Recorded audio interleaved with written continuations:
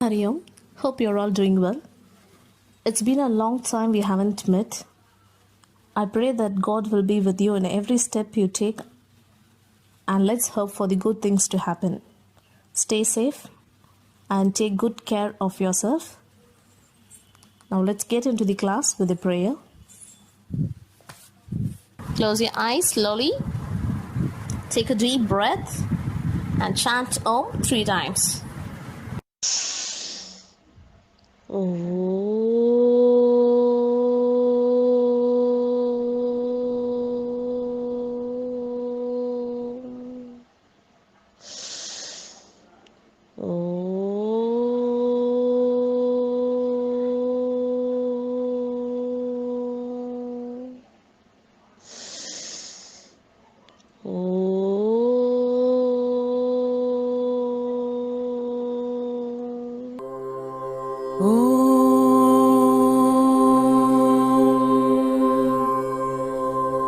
सहनाववतु सहनौ भुनक्तु सह वीर्यङ्करवावहै तेजस्विनावधीतमस्तु मा विद्विषावहै ॐ शान्ति शान्ति शान्तिः हरि ओम् श्रीगुरुभ्यो नमः हरि ओम्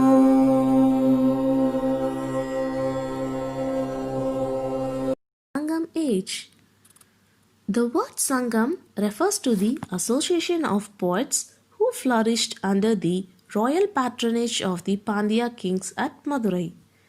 The poem composed by these poets were collectively known as Sangam literature. The period in which these poets were composed is called Sangam age. A learning objective: to gain an understanding of the administrative system and the socio-economic condition of Tamilagam. To learn about the Kalabara period. In the last class, you might have learnt about Sangam literature and the main sources for the study of ancient Tamil society. Then you might have learnt about the three great rulers, Moovedas, Chera, Chola and Pandyas. Now, we are going to learn about minor chieftains, Ai, Velar and Kizar. Apart from the three kings, there were several independent minor chieftains. The name Ai is derived from the ancient word Iyer. Among Ai chief of Sangam age, Andiran, Tithiran and Nanan were the important names. The Velir, that is Vellarar, constituted the ruling and landowning classes in the ancient Tamilagam. The famous Velir were the seven patrons. They were Pari, Kari, Ori, Pagan, Ai, Adiyaman and Nalli. They were popular for their generous patronage of Tamil poets. And Kizar was the village chief. Next we are going to see about the kinship of the Sangam. The kinship was hereditary. The king was called Ko, which was shortened by the word Kon. Vendan, Kon, Mannan, Kotravan and Iraivan were the other titles which was used to address the king. The eldest son of the reign was generally succeeded to the throne. The coronation ceremony was known as Arasukattilerudal or Mudisutuvila. The crown prince was known as Komahan, while the young one was known as Ilango, Ilanjalian or Ilanjeral. A king held a daily darbar at which he heard the problems and resolved the disputes. The income to the state was through taxation. Land tax was the main source of revenue and it is called Irai. This part, the state collected tolls and customs, tributes and fines. The kings and soldiers wore the heroic anglet. On the anglet, their name and achievement were printed. Spies were used not only to find out what was happening within the country but also in foreign countries. A wound in the back was considered a disgrace, or there are instances of kings fasting unto death because they had suffered such a wound in the battle. The court. The king's court was called Arasavai. The king occupied a ceremonious throne in the court called Ariyanai. In the court, the king was supported by officials, distinguished visitors, and court poets. The rulers had five-fold duties. They were encouraging learning, performing rituals, presenting gifts, protecting people, and punishing the criminals.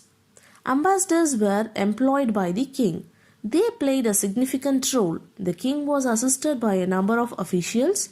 They were divided into 5-member committee and 8-member committee. Next is the army. The king's army consisted of 4 divisions, namely infantry, cavalry, elephants, and chariot force. The army was known as Padai. The chief of the army was known as Thanai Talaivan.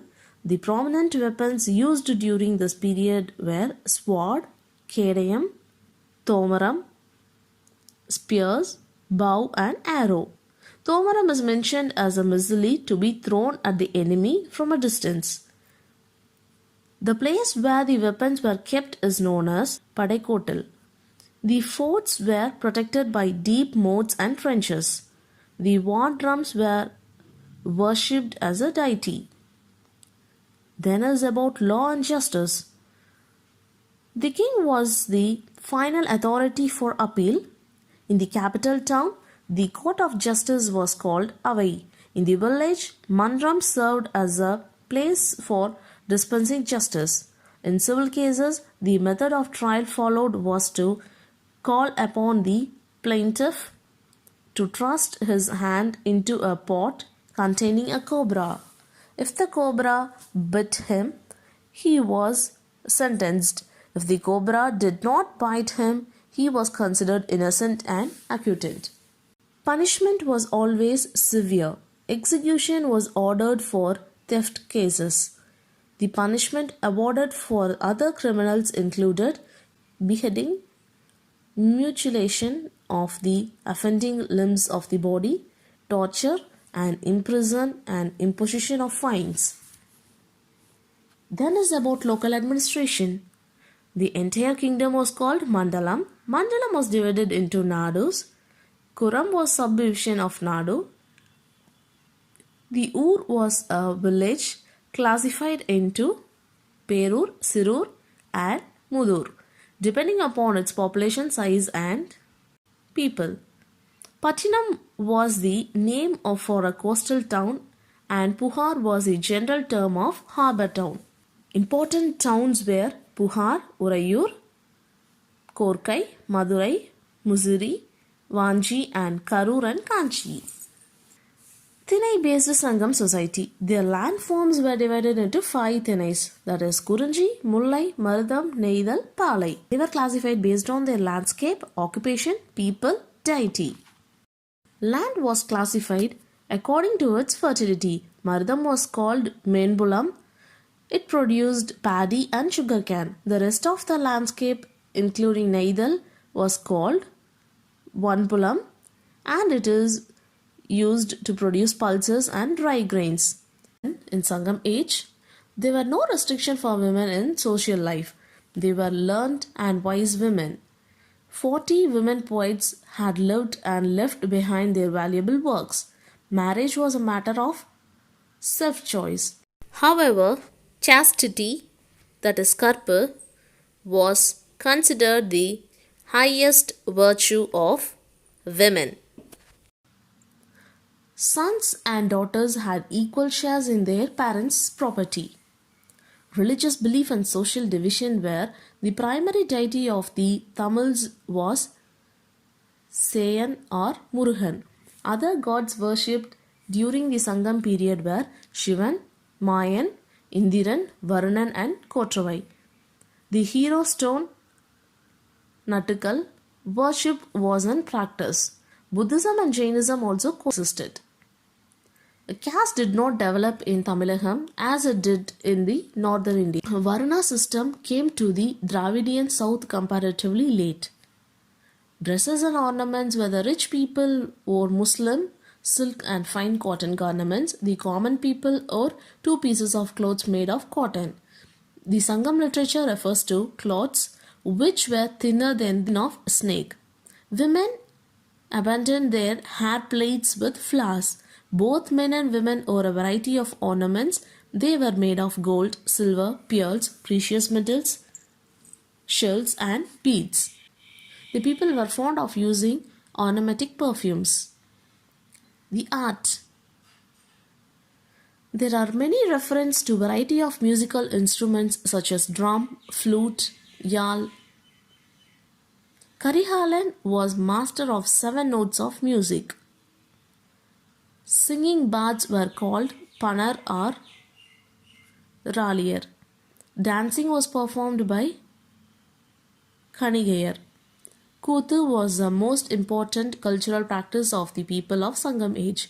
They developed the concept of Muttamil. Iyal Isai Nadaham. As mentioned in the slide, Iyal Isai Nadaham.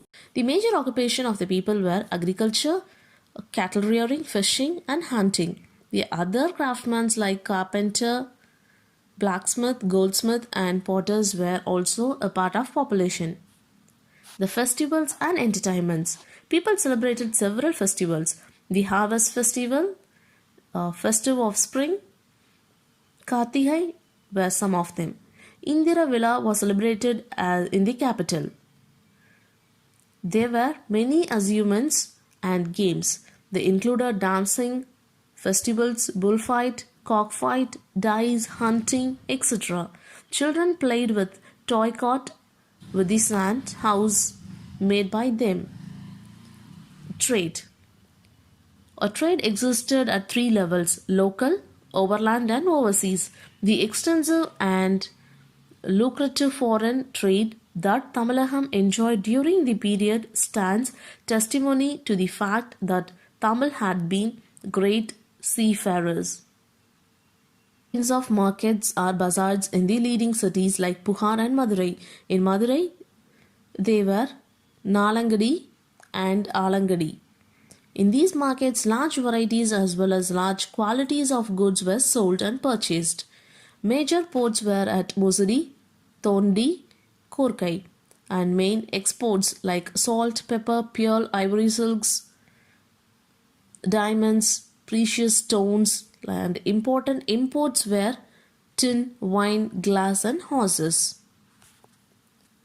Then is about trade contact with overseas countries. Archaeological excavations have confirmed the trading relationship between the Tamilagam and the countries such as Greece, Rome, China, Sri Lanka, etc.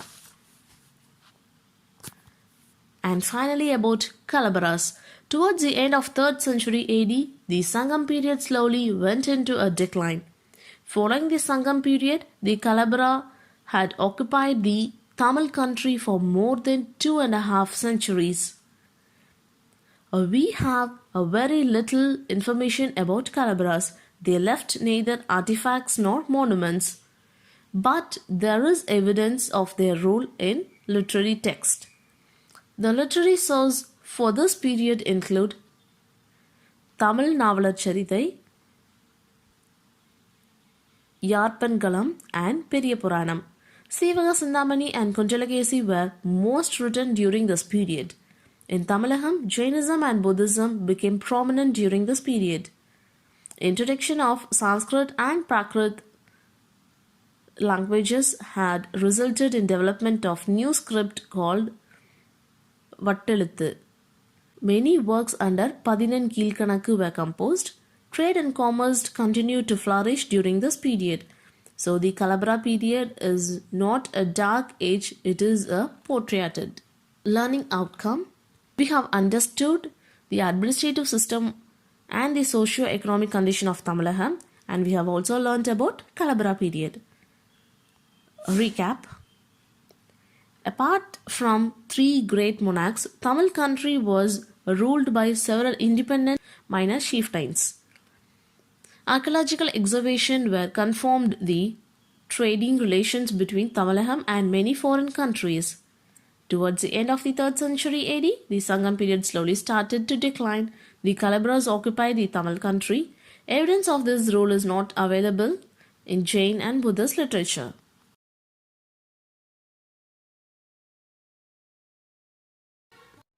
Our eyes are continuously fixed to some eye grabbing shows on television and smartphones. So, to keep our eyes healthy, here are some eye exercise to be followed.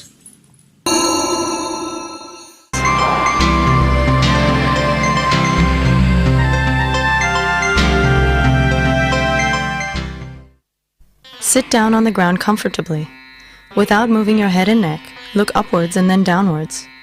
Keep your neck and back straight.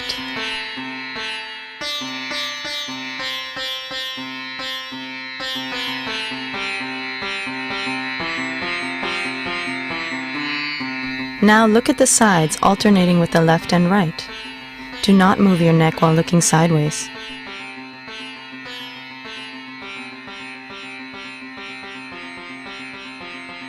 Now look to your left, then look upwards. Move your eyes right and then look down. Look upwards, to your right, and then down.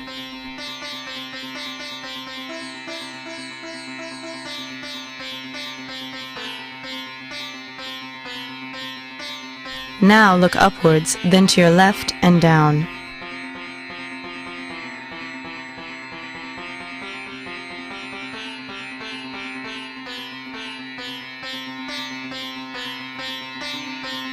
Now alternatively, look to your left once after looking upwards, before looking down, and then look to your right the next time after looking up.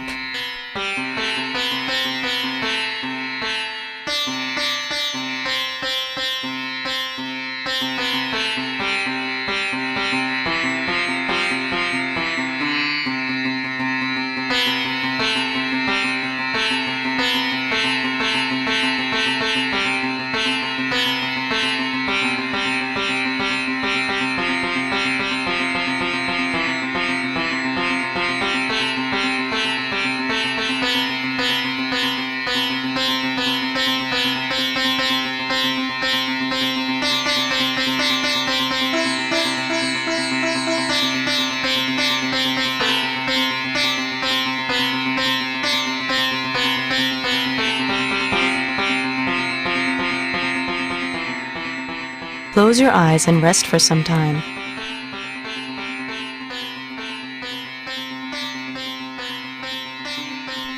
Sit comfortably and bring your hands straight forward at shoulder height and raise your thumbs. Look at your thumbs. Slowly spread apart your hands. Look at your left and right thumbs alternatively while spreading your hands apart.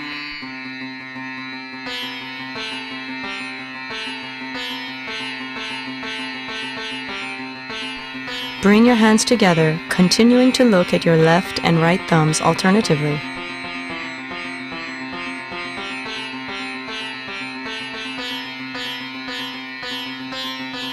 Close your eyes and rest for some time.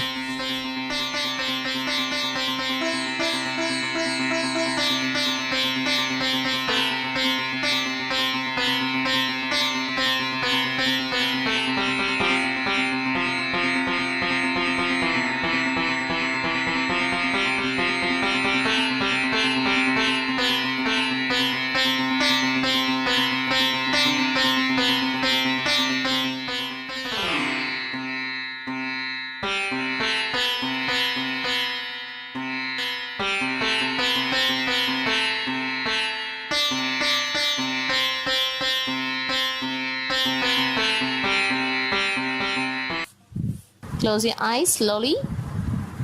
Take a deep breath and chant Om 3 times. Oh.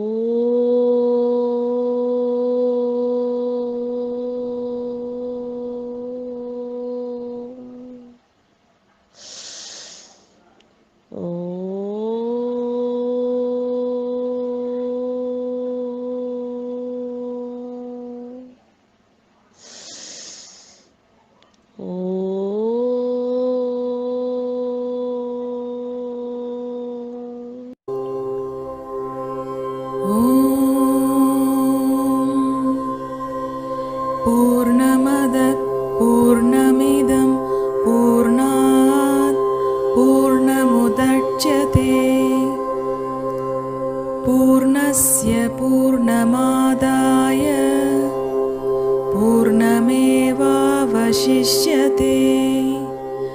ॐ शान्ति शान्ति शान्तिः। हरि ओम श्री गुरुभ्यो नमः। हरि ओम।